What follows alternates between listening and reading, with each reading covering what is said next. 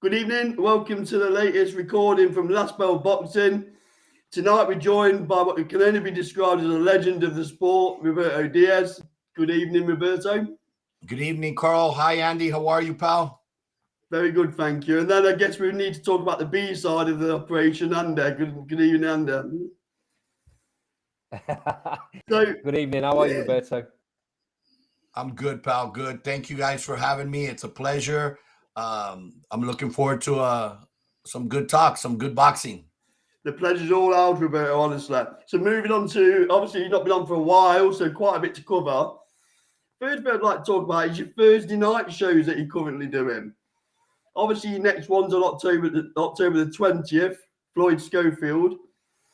What was the rationale behind going on a Thursday night, Roberto, and how is it performing viewers-wise? The Thursday night series is meant for young prospects coming up, maybe fighters, young fighters, local fighters that the fans still don't know. It's like a presentation to them, 4, 6, and the main events, 8-rounders. So it's something that, on the weekends, not just boxing, but you have football, you have baseball, you have soccer, you have everything going on, parties, sweet 16s and weddings. And Thursdays, you really don't have anything going on. So there's no competition, which get home from work on Thursday evening. A lot of people work Friday. Hey, turn on some boxing. I think it's in the past I've heard, what about boxing on Sundays? What about boxing? And it's just instilled into our culture that no, boxing has to be on Saturdays. Yeah. But as you get older and commitments and things change. So having it on a Sunday, a Tuesday, a Thursday, I think actually works because now you're at home preparing for the work week and tune in some live boxing. I think you can get more viewership. It's just educating the fans that, hey, there is boxing on Thursdays, there is boxing on Sundays, and you can enjoy it just as well. It's just, another day where you're going to be home and basically have something to view. So in order to get those viewers, those eyes on this young prospects, without any other competition or anything else going on that it could divide, I think it's going to work. And I think the fans have been very accepting and enjoying this Thursday night series. Even the local fans, every show, it's selling out. The fans are coming out to support. So that's good for boxing and good for these young fighters. Roberto, what's the ticket prices that you put on these sort of shows? On these normally a ring side would be like anywhere from $45, $50 to your average good seat. There's not a bad seat in that arena because it is small. The capacity is about 1,200 to 1,500 in the small venue. It can open up to even more, 2,000, depending on the demand from the public. But $25 to $15, you could get a good seat. Sounds quite a lot like the smaller shows that we have in the UK. So we've got it's definitely that. It's definitely that. It's a club show. I mean, every once in a while, we may have a former world champion. We had Angel Tito Acosta on there. You've had a former world title challenger in Mercito Gesta opening up the series earlier in the year. But it's really intended for the Joes Gonzalez and the Schofields and these young up-and-coming prospects to develop them and show them and start giving them the taste of TV and letting the fans know who they are. And outside of the ring, there's the programming and a little bit of the build up to them to give, the fans a little bit of who this young man is, who this young lady is outside of the ring to get to know them on a personal level. To build a narrative around the fighter, Roberto, is that? Yeah. Exactly. Do you think that the Thursday night fights are here to stay then, Roberto? I hope so. I hope so because it's good for the young athlete to get them accustomed in every sense of the word, to get them accustomed to doing fighter interviews, to get them accustomed to hearing their names being talked about from the commentator. It gets them ready for that next level. Thursday is a bridge to get over to Saturday's DAZN cards. But once you get there on the undercard, people already know you. and it supports you with your stable in terms of getting dates and getting them out under the lights, I'd imagine, as well, which can only be a bonus, can't it? Exactly. Okay, moving on then. We do this chronologically. Obviously, October the 29th, a fight that I can't wait to watch. I'll be honest with you. This one gets my juices flowing. Jojo Diaz versus Cepeda. Now, I'm not blowing smoke here, Roberto, but that is some fight. I thank you very much. It means a lot, especially hearing that, obviously you're the voice to a different market out there in the UK, across the pond. And if you're feeling that way, it sends a message out to all your listeners, all your viewers, that this is a fight that's not just a local fight. This is an international fight that's very good for boxing. That's great for the lightweight division, and that people should be excited about, because at the end of the day, it has the ingredients. And of course, anything can happen in the ring once the bell rings, but it has the ingredients for a can't miss based on their styles. Jojo does not take a step back. Jojo has raised his hand time and time again when nobody wants to fight these so-called boogeymen of the divisions. Time and time again, Jojo's like, I'll fight him. Yeah. I'll fight him. He's a throwback to those fighters from yesterday. And William Cepeda is coming like this train nonstop, coming toward the top, and doesn't see any other way but getting to the top. He can't be derailed. So this is a fight that I see right in the middle, in the center of the ring, until one man falls, or until one hand is raised, or until the last bell rings. But it's one of those that has me excited. I'm anxious to see. I can see it's a 50-50 fight, because one day I'll wake up and say, okay, you know what? This is the outcome. Yeah. This is the outcome. So you're going back and forth. That's a 50-50 fight. I'm excited. I can't wait. And you know what? The fans should tune in, should come and watch and support, because this is what boxing's all about. A real scrap. Jojo Diaz. Sorry, Andy. Jojo Diaz, when you look at his resume, Roberto, who hasn't he been in with? He's got a pair of balls. I'll keep it clean. A pair of balls on him, hasn't he? Absolutely. Jojo, like I said, he's a throwback to those fighters of yesterday that is not worried about the pretty record and the every time in, time out, he's raised his hand. If you remember last year when Ryan Garcia was going to fight Fortuna, Ryan had his, pulled out of the fight, and they were looking for an opponent for Fortuna. Jojo raised his hand and said, hey, I'll go to 35. When nobody wanted to fight Devin Haney, I'll fight Devin Haney. And it goes way back. When Jojo fought Gary Russell for the world title, Jojo was also the mandatory for the WBO champion. I apologize because I don't recall who the champion was at that time, but I think it was the easier route to go the WBO title. And Jojo said, no, I want to fight Gary Russell because he's the number one fighter in the division. I want to beat him to become the number one fighter. That's where you have to tip your hat off to Jojo Diaz, willing to fight anyone. I mean, he's not a 140 pounder, but he's told me, Robert, I'll fight at 140. I'll get down. Hey, let's go. And so he's always ready to go, always ready to take on a challenge. And look, nobody's lining up to fight William Cepeda. He's still one of those unknown, dangerous, undefeated, great knockout ratio, and no secret, non-stop machine that just doesn't get tired and keeps coming. And Jojo's like, I'll fight William Cepeda. So it's one of those fights that this has guaranteed win for the fans.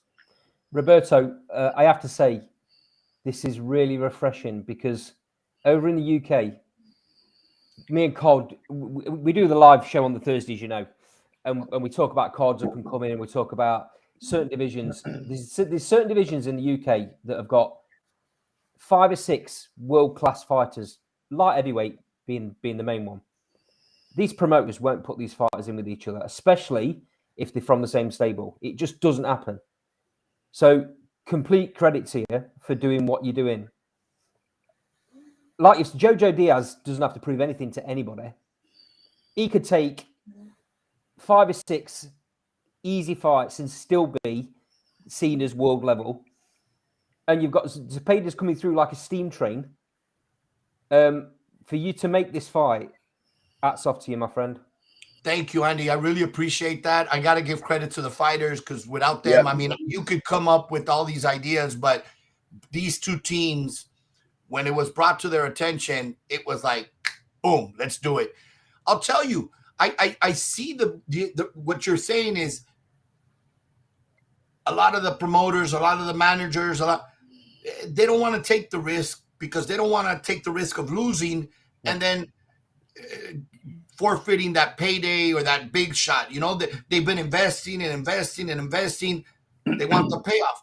That's the business part. That the business part says, well, that's the smart thing to do and the way you should do it. You know what? Yes and no. Too much of the business part has put our sport to where it is today.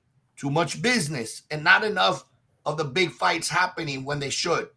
Let's go back to the old days. It's always been business. It's always been prize fighting. So go on and take these challenges, put on the best.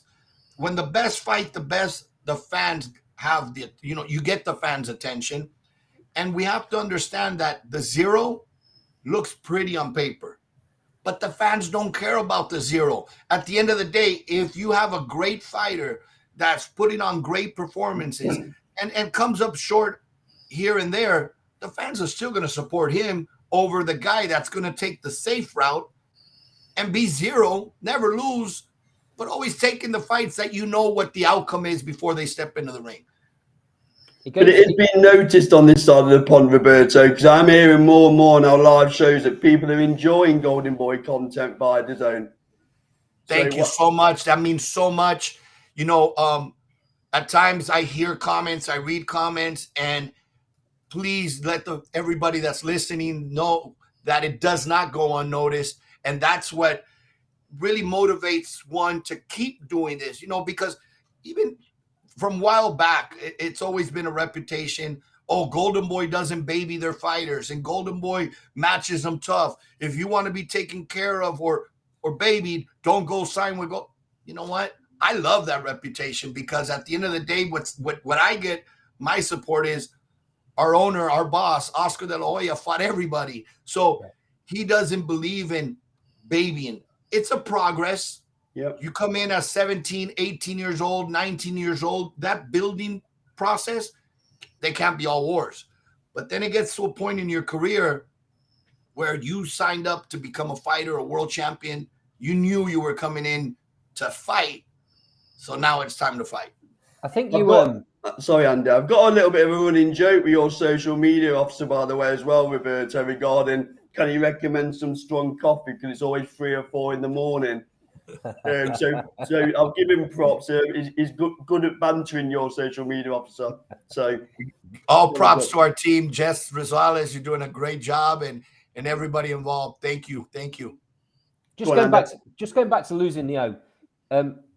You mentioned this on one of the last interviews that you did with us. That you're not scared, and your fighters aren't scared to get in there and put their O on the line, because even if they come out a loser on that night, they've learnt more in that fight, and then that will put them in good stead for when they do step in at world level. So this Absolutely. and this is exactly what's happening with Zepeda, isn't it?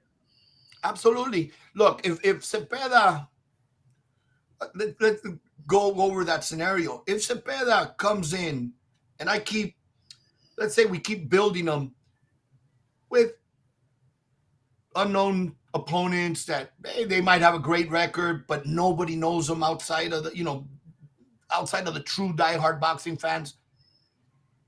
He could stop progressing. He could start regressing. He could get too comfortable where I don't even have to train. And then all of a sudden he can get shocked and surprised and get beat by somebody that nobody knows. Yep. And that happens because they get complacent. If he was to come up short against Jojo Diaz, in a great fight, the fans are going to respect him. He's going to learn a lot from that fight. And he's young enough that he can learn and progress and get better to fix those mistakes. So in the way I look at it is, it's a win-win situation. The fans win, the fighter wins. And if he doesn't come up short and wins, wow.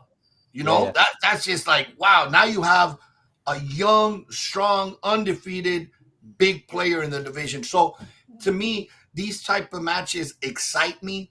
I sit down, I'm anxious, I'm nervous, because obviously they're both your guys. I've had Jojo since he was learning to walk inside that ring as a pro, and built him all the way through. Jojo's fought every style out there, whether it's an aggressive fighter, whether it's a boxer, whether it's a southpaw, whether it's a right-hander, whether it's a puncher, whether it's a counter. He's fought every style. That gives him a big edge because of experience. Yeah. William Cepeda is the younger, fresher, I can't say hungrier, but he knows Jojo's been a world champion. Jojo's tasted the top. William hasn't. So does hunger come in? We don't know how his talent level fares because he hasn't fought anybody to this level. So it's one of those fights that you're entertained and it answers a lot of questions. And no matter what, as long as the scenario you just put, that it's a fantastic fight, and if William did come up a little bit short, he comes again. But not just that, Cole. His stock goes up regardless. Yeah. Absolutely. Especially profile. I'll give you an example. Canelo when he fought Mayweather. Yeah. Absolutely, yeah. He came up short. He learned a lot from that fight, but also the world, much bigger audience, knew who Canelo was after the Mayweather fight. Mexico knew Canelo, but after the Mayweather fight, the world knew Canelo. So it's one of those fights where nobody loses. And look at the momentum that Canelo built following that fight. Exactly. Yep. So it just keeps coming, Roberto, don't it, in terms of talent, top fights. So November the 5th. Wow. Bivol versus Gilberto Ramirez. So let me just give a bit of context. I tipped Bivol to beat Canelo, and Andy will back me up on that. Yeah, I thought it was all wrong for Canelo. I think 175's a bit too big for Canelo. But Golden Boy I have to tip me out to Golden Boy again. So you got Dimitri Bivol, who's possibly the most avoided fighter in world boxing after what he did to Canelo. So what the Golden Boy say? Yeah, we've got an opponent to throw in. So giving you a breakdown on this one, Roberto, I'll be keen to understand. Obviously, Gilberto Ramirez, it's in Dubai as well. So obviously, you'll be getting your passport ready. Absolutely. What a great fight. And again, I'm not just saying this. I'm not quite sure who wins this fight. That's the beauty of boxing. That's when you know you have a real fight, when you divide the audience, when one day you think this, one day you think that, when you're going back and forth. That's a great fight. Yeah. And this is not an exception. This is an amazing fight. It wasn't difficult to make because Zurdo's marching orders when he came into Golden Boy over a year ago to sign with us said, I want to sign with Golden Boy. I want the big fights. But more importantly, I want Bivol. And I sat back and I said, Bivol, are you sure? And this is before he beat Canelo. This is before he beat Canelo. He wanted Bivol. He wanted Bivol. He said, I don't care who you get me, but I want Dimitri Bivol. And I'm like, wow, are you sure you want Bivol? He goes, Robert, trust me. I will beat Bivol. So by Bivol coming up and getting the win over Canelo, it made Bivol now, it made it the most logical fight because now you have a Mexican fighter who's undefeated, who believes and is truly confident he can beat Bivol, but now you've added an extra gravy on top to say, you beat him now. Because see, and things happen, the times are perfect. If he beats Bivol before Bivol beats Canelo, so okay, a lot of people were going to say, all right, he beat an undefeated world champion, but who was Bivol? Yeah. A lot of people weren't giving credit to Bivol because he hadn't looked sensational in a fight. He was just doing cruising. He was. To get his wins. It wasn't any excitement. But now it's not that you're just beating Bivol and you're taking the and you're taking the title. You're beating the guy that beat the guy. So now Zurdo is a hero in Mexico should he come up with a hand raised November 5th. So it's very different that if he would have beat him prior to Canelo than post Canelo. So he's very excited now. We're very excited. It's going to be a tough fight. I have nothing but respect for Bivol and his talent. Yes. However, I love our chances because 1, we have a very confident fighter. 2, we have an undefeated fighter that doesn't know how to lose either. 3, it's very similar to the Canelo Bivol fight, except this time it's this way. Yeah. Where Bivol was the bigger man, and you're absolutely right. You know, that's just Canelo taking on challenge after challenge after challenge. But he went up. Yeah, Bivol was bigger, younger, stronger, and surprised many with the footwork. He was able to get out every time. But Zurdo is that steam train, like Andy said, keeps coming and coming and coming and coming. And Bivol's going to have to be on his perfect game, which I'm sure he will be. He's a true professional. He's a very talented fighter, but Zurdo is willing to eat one to land one. So it's going to be a very exciting, very fun fight. Is it feasible that this could lead Ramirez to a Canelo fight? Should he be victorious against Bivol? I think everything's possible. Canelo's always willing for challenges and always never ducks. So if the fans and the media and everybody want it, I'm sure he would consider it. But first things first is, of course, he has to beat Bivol on November 5th, and then all sky's the limit. I'm just thinking that's some character dangle, isn't it, to the fighter, an all Mexican affair. Absolutely. I absolutely love the narrative behind this, because if the whole of Mexico weren't behind Gilberto, they certainly will be for this. Yeah, 100%. Now you have maybe there's people in Mexico that don't know Zurdo Ramirez yet, but they're gonna tune into this fight because they're gonna say, "Oh, wait a minute, there's a Mexican fighting the guy that beat Canelo. Let's support it." Yeah. So now all eyes will be on Zurdo, and now that hand's raised on November 5th, which we're very confident. Then it's gonna be like, wow, you have a new face, you have a new hero, you got the guy that came and avenged for Mexico and brought the title back, and you know what? He deserves it. He's worked very hard, very humble, and very talented young man. There's a lot to gain from this fight, Roberto, isn't there? Absolutely. I tell you what, Roberto, this is also really interesting for the UK, because there's a couple of UK fighters in Smith and Yard that are waiting in the wings. They both sat at number 1 in different divisions, WBC for Smith and the WBA for Yard for Beterbiev. And the winner of that, I'm assuming, could possibly get an undisputed fight. 100%. And I'll tell you, Callum looked amazing. I know it was just quick work, but you could see the weight. His body took it with open arms and said, thank you. You should have done this a while ago, because he looked just so comfortable and so strong in his last fight. He's a problem for that division, Roberto. Callum Smith is a problem. Yep. Roberto, looking at how he looks now at 175, how the hell did he ever make 168? Yeah.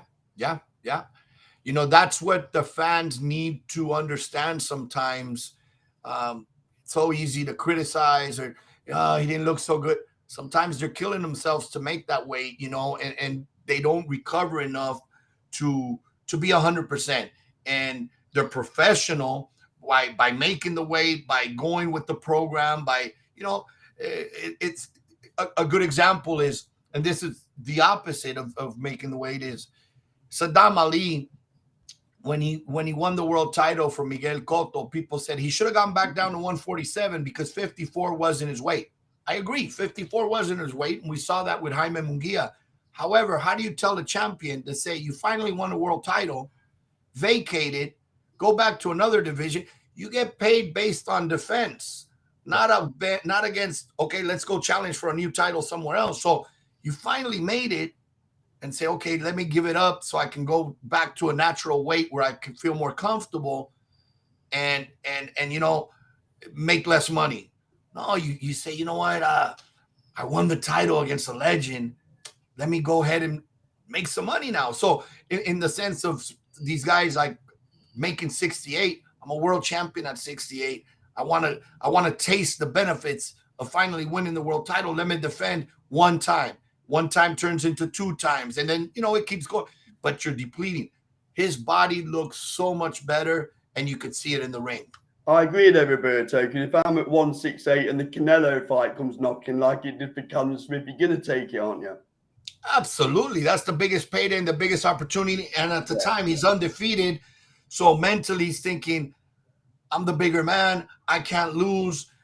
And this is a chance to see where I really am in my career against one of the best in boxing. Plus, personal level, he had an revenge factor because of his brother Liam. So he's like motivated now to make that weight and go out there. But you could see, the weight was really hurting him. Yeah. Different fight at 175. I'm sure you'll agree with them two jump in the ring. Absolutely. Absolutely. Plus, believe it or not, and again, this is where we're talking about a defeat. Let's not look at it as a defeat. Let's look at it as a learning opportunity. He learned a lot in those 12 rounds. Yeah. I'm sure now in a fight, you're going to see things when those fights get extended that he'll be doing things that he picked up from that fight. Maybe even hitting the arm or doing things that he's learned from those 12 rounds with Canelo.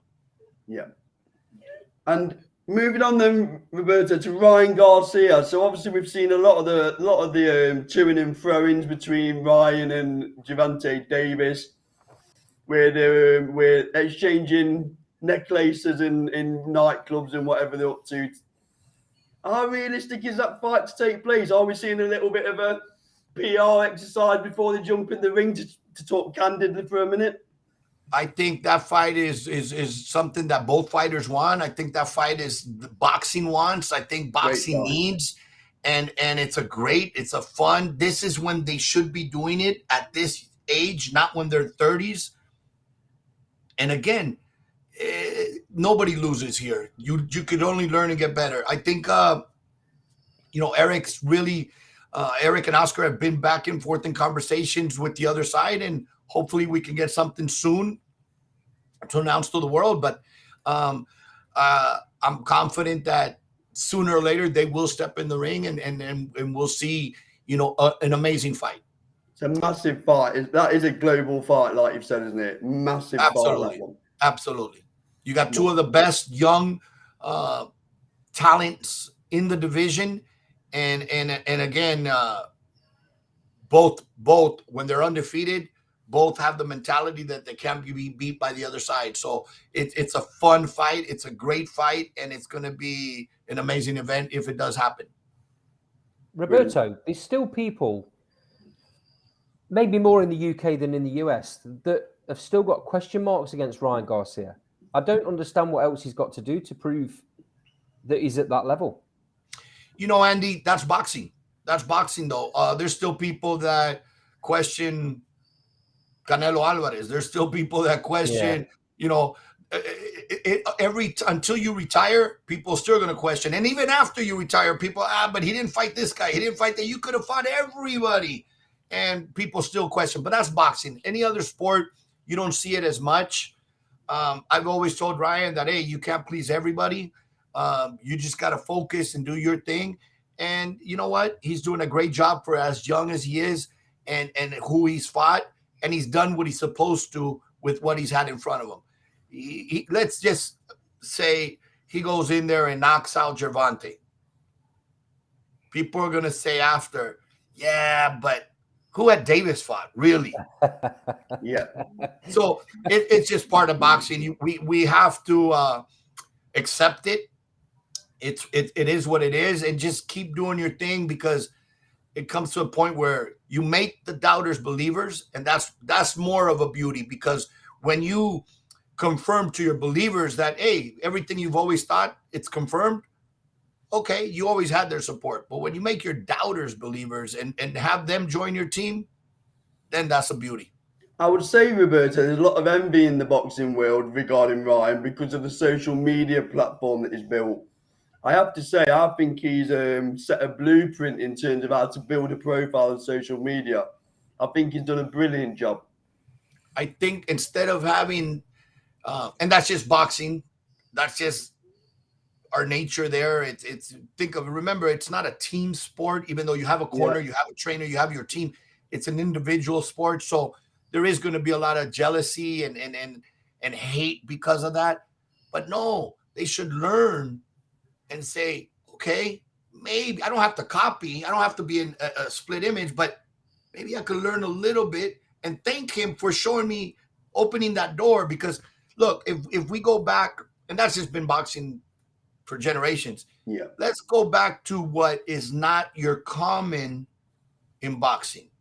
And at the beginning, there was always hate, doubt, rather than embracing. Muhammad Ali, he came in an era where he was very fast with the mouth as well, and people didn't like him, disliked him, or he's bad for boxing. Today, 40, 50 years later, we still, and to me, the greatest in boxing of all time, in and out. Then a next generation years come by. You guys in the UK, Nazim Hamed, not traditional, very awkward, a showman. So many doubters, haters. He's not that good. The guy knocked everybody he could touch, knocked them out. And today, let's have a poll. And I guarantee you, unanimously, people would want to see a Hamed today. Why? It's not the common. It's not you've seen one, you've seen them all. You want to see a showman. You know what? Let's not say he was arrogant. Let's say he was confident, because he backed everything up. I'm going to knock you out. And sure enough, he went in there and knocked guys out cold. And it wasn't just opponents. He was knocking out champions. So we just have to learn in boxing to enjoy. And I might not be a fan of so-and-so. You know what? Then I won't watch them. There's somebody else I'll watch. But we have to enjoy those moments. I miss Naseem Hamed. I think he was great for boxing. Imagine Hamed against Pacquiao. That would have been a hell of a fight. And I can't see to say, wow, clear winner on one side, because Hamed was somebody you cannot prepare for. How do you go into camp and say, okay, I'm going to bring in 3 or 4 sparring partners to get me ready for Naseem Hamed?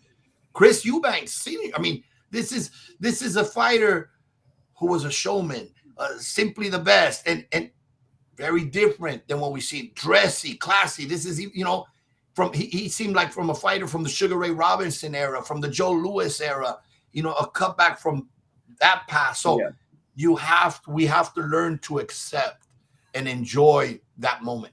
And ultimately, Roberto, boxing is a business, and these people do put bums on seats. So from a commercial aspect, it's helpful as well, I'd imagine, for the promoters and managers, because they divide opinions, don't they?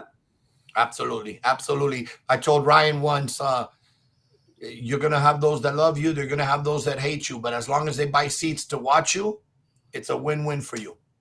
Yep, fully agree.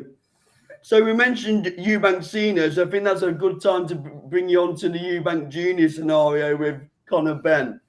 So obviously, Roberto, we'll be keen to get your opinion on, should the fight have been cancelled? Should it have gone ahead? Or just generally your thoughts on what happened fight week, to be honest? It's unfortunate. It's unfortunate that it happens to boxing. It's unfortunate to the fighters, to the fans that had already bought tickets or that were tuning in to watch. It's unfortunate for the promotion, after all the expense and everything that this happens. But it's part of our sport, unfortunately, and it's part of life. It's happening left and right. To be honest and give a solid opinion, I'd have to know a little bit more Fair enough. Obviously, I know what I've read. There was a positive test of a banned substance, but was that, because I've heard that the local commission, he was negative. Was he not tested for that substance under those testings? Why would he be positive on one, negative on the other? Could there have been a dirty test? I don't know. And those are the questions. And what I meant by could there have been a faulty dirty test is, could something have contaminated that test, which most of the time they're very careful, very professional, so that there is no contamination. That doesn't mean that it's 100% bulletproof. But I do say, on the personal level, without knowing all the details, that yes, I think it was good that the fight didn't go on. Unfortunate for the fighters more than anything, but you do want a thorough investigation, and he does deserve his day, and not just point the finger at cheating. He's a cheater, because there could be circumstances behind that. He does deserve the opportunity to prove himself. But I think if the fight would have gone on, as much as I wanted to watch it as well, and it's not so much because of the recent couple weeks of the last things that are going on, but I remember the original, the fathers fighting, and I think it's just a sequel of that made it interesting, and the bad blood, and two, it was an interesting fight. I had already picked who I thought was going to win, which I'll say it, Conor Benn. I thought he was gonna win. I thought him coming up in weight,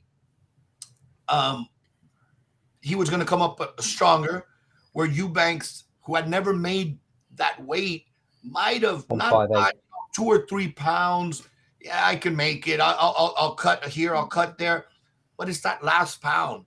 It's not the 2 or 3. It's that last one that could really make that drainage. And does he have enough time to recuperate in that 24 hours? I think over the haul of the fight, it would have affected. But we're not there now. And I just say, like, hopefully they find out. And before pointing fingers, let's let, all the details and everything come out. Yeah. He deserved a chance to clear his name, doesn't he, Roberto? Absolutely. Like any of us do. And I've seen it in the past personally, where we're quick to jump the gun and say, oh, look, cheater, this, and there's been way more facts than what's reported. And then you see that, okay, this is, there's different parts of the world. And I'm not saying this is the case, but there is different parts of the world where you make test positive for a substance that's in your environment, whether it's the food, whether it's the water, whether it's in your environment, and it happens in Mexico. And I'll say it because in Mexico, there's no secret that from the north to the south of Mexico, where the meat is not exported into the United States, the cows do have a high, the farmers use clenbuterol.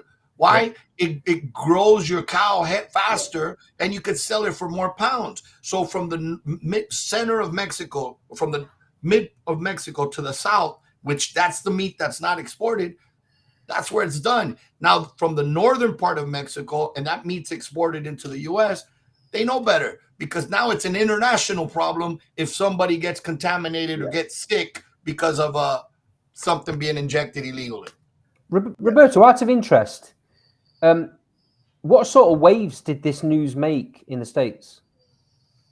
The little that I've heard or opinionate, again, we're quick to jump the gun and point fingers and cheater and this and that.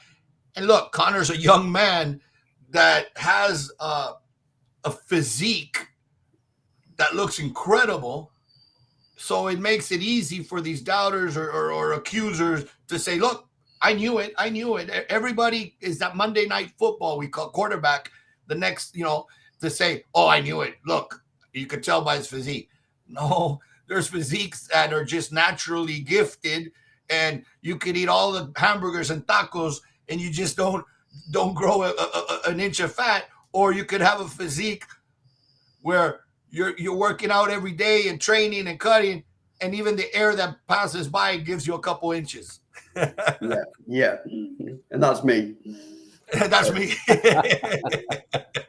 So I agree. He deserves his day to clear his name. It needs investigating fuller, and then let's hope we get the fight back on in February because it's a very intriguing fight. Safe to say, I don't agree with your result, Roberto. I think Chris Eubank Jr. will beat him. I'm noticing, Carl, that more than once we don't agree, but more than once you come out on top. So I'm gonna start having to agree with you now. Yeah. I'll take that, Roberto. Every day of the week, I'll be recording that one for the start of the show. So, next topic then. Thank you for your answer on that, Roberto. I really appreciate it, your candidness. Let's talk about Tyson Fury and Anthony Joshua and potential opponents. So, did you ever think that fight was going to happen, Roberto? I didn't think it would happen right now when they were talking about it. I do think it's a natural. It has to happen. I thought Anthony Joshua would come up with his hand raised against Usyk in the second fight, and then that fight would obviously move forward. I was excited when I heard recently, but the timing seemed to be too rush.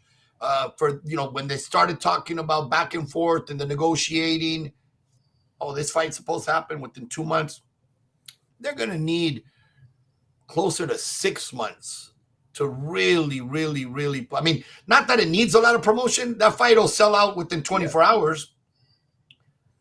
But just to prepare that event of that magnitude, because that's a fight that will get the attention of the whole world. And you'd be getting your passport out for that fight, wouldn't you, Roberto? Absolutely. And if you would have asked me pre-COVID, I would have said hands down, Anthony Joshua. Today, and then not because of Anthony Joshua losing. Again, I don't believe in losses being in the end of the career. I thought he looked much better in the second fight than he did in the first fight, of course. He learned. I think he'll look better in the next time around. But it's Tyson Fury who's made me a believer. I never saw anything special in Tyson prior. I was like, big guy who moves a little bit, okay, big deal, awkward a little bit, not the typical. But the adjustments he's made in the ring, what's impressed me is his IQ. His ring IQ is above and beyond something you naturally see. I used to see a big man who maybe had that size over the opponent. It's not that anymore.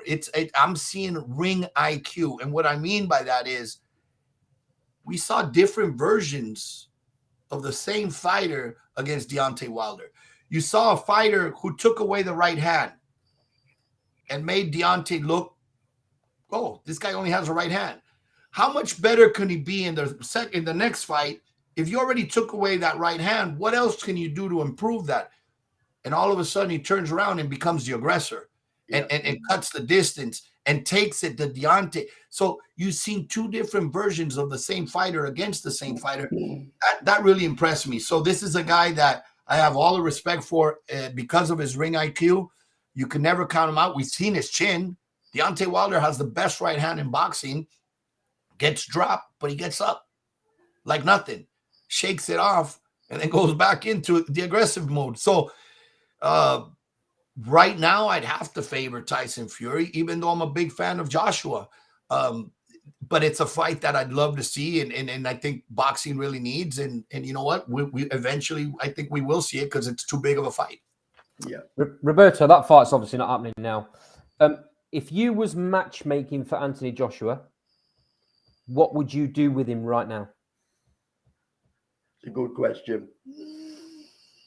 I'd get him a win. I'd get him a win against an opponent that maybe, could come towards him, come to him. Not a big puncher.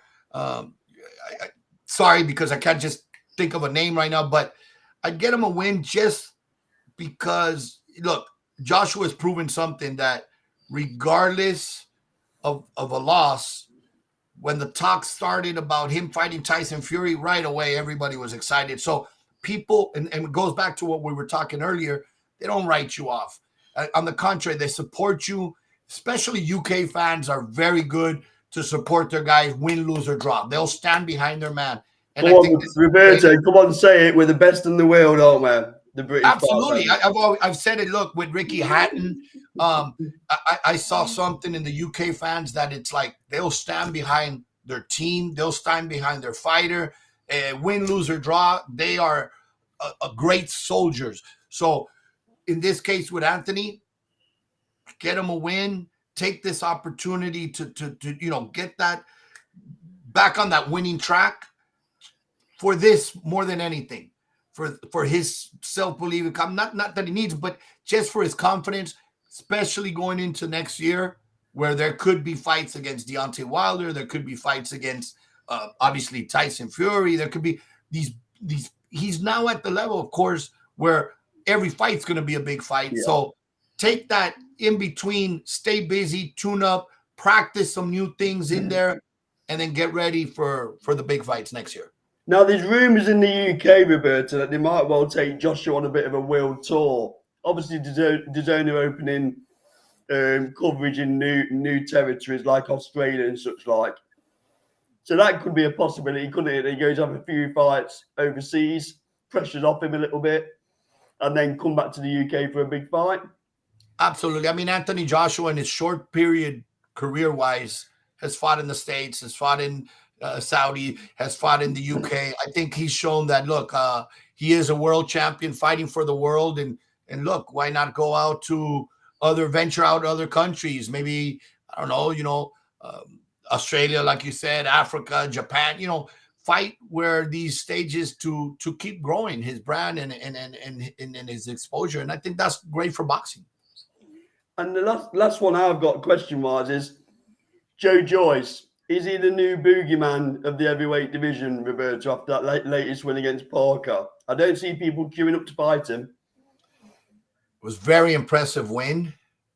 It was. I've read a lot of comparisons to like a George Foreman, and I think that's key on, because as a big puncher in the division, you could be a big puncher, especially in the heavyweight division. In the first round, anybody can get caught and get knocked out by a big man. But to carry that power when you're exhausted, tired, into the late rounds and the last rounds of the fight, that's true power. And it's reminiscent of George Foreman and Michael Moore, where, if you watch the replay, it doesn't look like a powerful punch, but that's coming from a big man who can really punch. Again, in the early part of his career, I wasn't impressed with Joyce, but fight after fight after fight after fight, regardless of who's in front, he's taking care of business. You have to become a believer. And this last one, the way he closed the show, that was very impressive. And he's not going to get a call to say, hey, my guy's willing to fight you. He's going to have to get into those positions of a mandatory and force those fights, because you're right. He is the new boogeyman, and that's good, because as fighters are leaving the division or retiring, you always have that young blood coming and saying, it's my turn now. Yeah. Roberto, can I ask you about the welterweight division? So massive division with, you can probably count 10 world-class fighters. The division's being held up at the minute because the two belt holders have been talking about fighting for the last, feels like about 15 years, but it's probably only about 2. Just first and foremost, does that fight happen? I think the fight happens. There was a lot of talk that it would happen this year. I don't see it happening this year, because if that fight was to happen this year, they need to announce very soon to start the promotion, to start the kickoff and the announcement. Every day that goes by, it shortens that period that it could happen. But I do think it happens because both fighters want it, not so much because of other pressures. I think it's a great fight. I think it's a reminiscence to Sugar Ray Leonard and Tommy Hearns, not just because of the division, because you have two of the top young. I think Ray had one loss, but here you have 2 undefeated fighters. Boxing really needs that fight. Yep. And I think they both need that fight to for their own personal legacy, for their own personal, where do I go? Where do I stand? But you're right, Andy, because these two are holding on to all the belts and not fighting each other or not deciding, you know what, I'm moving up the division. It's holding the others like, okay, everybody's on hold right now for this. But I hope eventually it does happen soon. And then the winner moves on to the 54 division, opens up titles and belts, and then you have that next crop of young fighters named Virgil Ortiz and Alexis Rocha ready to take on belts and titles and become champions. You've got Virgil Ortiz. You've just Quality. mentioned the Boots Ennis, David Avanesian. It's endless. The talent in that division is endless, and the fights could be happening, and they should be happening. And it's like I say, it's being held up. These, correct me if I'm wrong, but I think Virgil Ortiz is currently sat at number 1 in the WBC, number 1 in the WBA, number 1 in the WBO, and I think number 4 or something like that in the IBF. What else can he do? It's very difficult, I suppose, in that position. And then you've got, Boots Ennis hot on his heels with the WBA, and David Avanesian hot on his heels with the WBC. And obviously, from a UK's point of view, even though David Avanesian isn't from the UK, he trains in the UK, just down the road from us, actually. We were really excited when we thought that the Avanesian-Ortiz fight was going to happen. For various reasons, that didn't happen. At some point, it will have to happen, though, because they need a mandatory position. And I suppose the same goes for Ennis. That's going to happen at some point. But they're not going to risk the position in that fight until they know what's happening with the title, surely. You're absolutely right. And look, right now for Virgil, he is the mandatory to the WBA champion.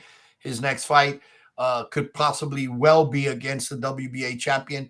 Remember, Errol Spence is the super, so this would be the secondary. And he's looking forward. He's ready. He's training mode right now. And you know what? Any minute, hopefully we get that fight done and announced, or the unification happens, and then the winner moves up to 54, opening up more opportunities for these young men that are definitely deserving. But it reminds me, the welterweight division's always been one in the history, an exciting division. Back in the 80s when Sugar Ray Leonard, you had Hearns, you had Duran, you had Benitez, you had Andy Price, you had Pete Ranzani, you had Randy Shields. I mean, that division was hot. Pipino Cuevas. Go back years later, and then you had Oscar De La Hoya, Trinidad, Vargas, Corte. So that division's always been one of those hot ones. It's great that right now it's going towards that direction. You have a lot of young talent, hungry talent, willing to face each other. Look, I was with Alexis Rocha yesterday, and he says, Robert, he fights October 29th, and he's like, I'm ready. He was willing to go fight Conor Benn in the UK when Conor Benn was supposed to fight Maurice Hooker. Hooker was injured, and Conor didn't have an opponent for a little bit. He was ready to do it, step in. I think it was Van Heerden who got the call, and obviously he took the fight, and Conor Benn won. But Rocha was ready. So Rocha's ready to fight the elite in the division and show that he belongs. Virgil is a mandatory, so he'll be fighting for the world title very soon. And we're excited because that division, once it opens up, it's gonna be a great time and some great fights. Just one more on it. Just back to Errol Spence and Terence Crawford. You've just touched on Sugar Ray Leonard, Marvin Hagler, Tommy Hearns. In that 80s period, those guys were world stars. I can't say the same thing for Terence Crawford and Errol Spence. If you ask Joe Bloggs walking down the street, they won't know who they are, and they should, because these guys are excellent fighters. We go back. I mean, we talked about Ryan Garcia and how he's built this amazing profile on social media. Why are Spence and Crawford not doing similar things? Great question. Remember, we talked a little bit ago. we've turned boxing into only business, or more business than the sport. And that's why. That's why, because of the business. Because you mentioned if they walk the street corner, if you're walking down the street not being recognized, Yeah. and that's sad. And that is sad, because you have two of the greatest talents out there. But when they're not fighting on a constant basis, like Marvin Hagler, like Sugar Ray Leonard, like Tommy Hearns, like fighting each other, and not really, I'm not saying they don't care about losing, because all of them had the pride and honor that I'm not going in there to lose. I'm going in there to win. But to die on their shield, to fall in honor, Tommy Hearns with Marvin Hagler, a lot of times when you mention that fight, at least when I'm thinking of that fight, I'm not thinking, oh, Tommy Hearns lost. All I'm thinking is, you want to see 9 minutes of hell? Watch Hagler and Hearns. I'm not thinking about, oh, but Hearns lost or Hagler won. I'm thinking, let me show a new fan a true fight and get them excited and make them a boxing fan. And I think that's what we got to get away of, get out of that business mode and get into legacy mode. I want to fight the best because I want to go down in history. And you know what, if I was a young fighter, look, when they start out as a young fighter, amateur, and they're fighting for that $5 trophy. Yeah. It's all about legacy. When they turn pro and they're thinking, young kid, I want to go pro. And you mentioned, what is your goal? I want to be a world champion. I want to be a role model. I want to fight the best. I want to go down in history. I want to be a Hall of Famer. Through the road, advising, managing, and everything, it changes because it becomes like, I just want to make money. I just want to make money. With wins, with big fights, some are going to be slips. Legacy is going to happen, and money's going to come regardless. Going back to Anthony Joshua and to the Canelos, lost some fights. Anthony Joshua is doing really good financially, but he could have gone a different route. He could have been fighting easy opponents, selling out stadiums, regardless of who he fought. They probably would have sold out a stadium before even announcing an opponent. Yeah, and he could still be undefeated today. However, I've read comments, oh, he should have taken the Usyk fight right away, the rematch. He should have fought somebody else, got a couple wins. And he's 30-something years old. And also, why take this? See, and that's, again, the boxing fan, the one that complains we're not getting the best against the best, but then when the best lose, oh, they should have taken an easy fight.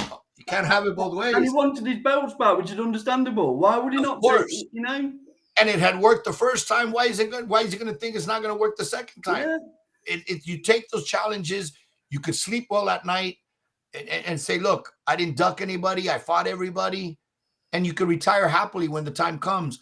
Can't say that about everybody out there. Tommy Hearns and Sugar Ray Leonard, they first fought, they were in their early 20s. I believe 22, 23.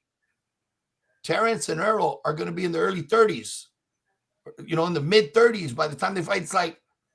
It's almost a little to the point where, is it too late? No, it's not, because they're both at the same level and they're both champions and everything. They're both undefeated, but it's going there.